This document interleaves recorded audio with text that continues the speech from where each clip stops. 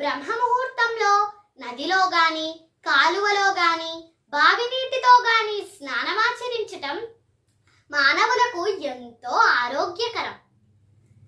ఈ కార్తీక మాస మహత్యం గురించి పూర్వం నైమిషారణ్య ఆశ్రమంలో శౌనకాది మహామునులు అందరికీ సూత మహర్షుల వారు ఎన్నో విష్ణు భక్తుల చరిత్రలు విష్ణు మహిమలు వినిపించే సమయంలో, ఓ సూతముని శ్రేష్ఠ, కలియుగంలో మానవులు సంసార సాగరము నుండి బయటపడలేక అరిషడ్వర్గాలకు దాసులై సుఖంగా మోక్ష మార్గం తెలియక ఎన్నో బాధలు అనుభవిస్తున్న ఈ మానవులకు ఒక చక్కని ఉపాయమును తెలుపమని కోరారు.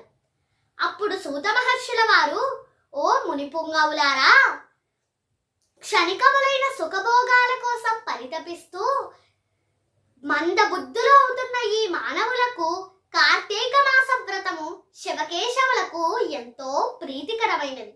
దీనిని ఆచరించటం వల్ల సకల పాపాలు హరించబడి మోక్ష మార్గమును పొందగలరు అని సూత మహర్షుల వారు శౌనకాది మునులతో పలికారు.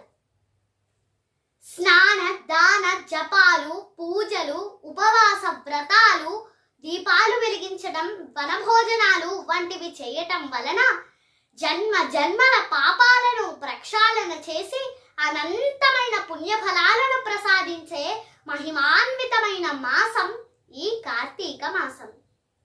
చాంద్రమాన ప్రకారం ఈ కార్తీక మాసం 8వది, శరదృతువులో 2వ మాసం.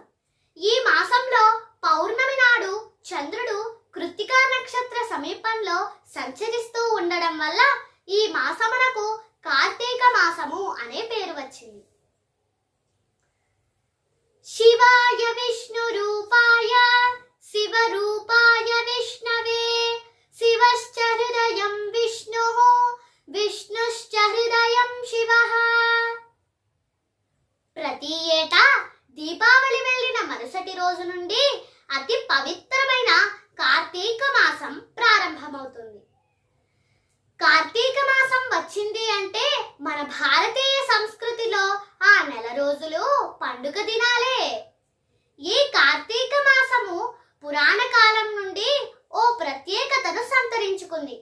ఈ మాసంలో వచ్చే పాడ్యమి, చవితి, పౌర్ణమి, ఏకాదశి, చతుర్దశి, ద్వాదశి తిథుల్లో ఆ శివపార్వతుల అనుగ్రహం కోసం మహిళలు పూజలు చేస్తూ ఉంటారు.